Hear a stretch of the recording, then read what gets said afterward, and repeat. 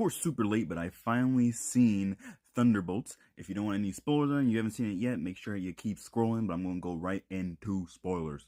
Now, like I said, I've seen the Thunderbolts asterisk, and the asterisk stands for the New Avengers. Of course, that part, a little bit of that was already kind of spoiled for me there. Even like once it came out, like even they started using it in their own marketing and stuff like that, like, oh, New Avengers and stuff like that. So unfortunately, I wish that wasn't spoiled for me. That would have been a sick reveal. Same thing with seeing Sentry in the first time, but that one kind of gets revealed kind of early in the movie, so it's not the like it's annoying to know. I'd rather know nothing because I didn't watch any trailers other than the first one. But I don't know. But yeah, the movie, I can understand why people were saying, yeah, the MCU is kind of back, because this one had a whole different like feel to it, almost like a lot like the Eternals, but like a little bit done better for the MCU audience. I feel like Eternals wasn't as bad as people were making it out to be. They were trying something new. People kept saying that the MCU was getting stale and stuff like that. It kept doing the same thing over and over again.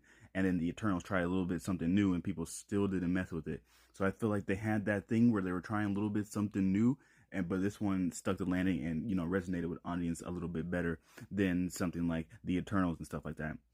And the various like Disney Plus shows, and like even just like I don't know, the way it was, it felt like the way it was shot and stuff like that. Like I'm not like some big old movie critic. I'm more of a like a casual.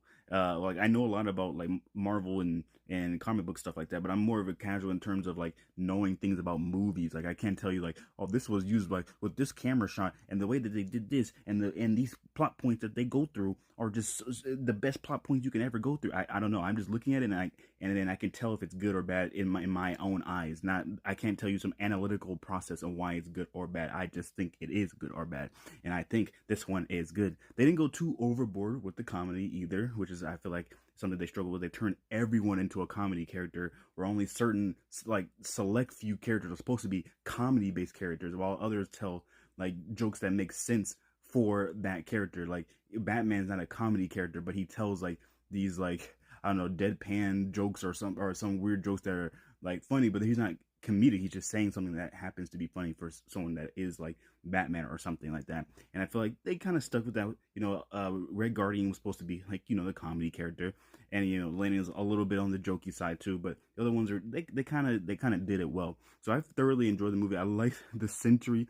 I'm glad we're going to be able to see more of them in the future. And it was nice to see that that's where the Fantastic Four are coming in too, which I'm pretty sick about. So I'm assuming the movie of Fantastic Four is going to be of just telling them the origins and why they're stuck in space, because I did not see any of the trailers for the Fantastic Four. So I'm excited. What do you guys think of Thunderbolts? And these are just my impressions, and I'll tell you in the next one for Ironheart.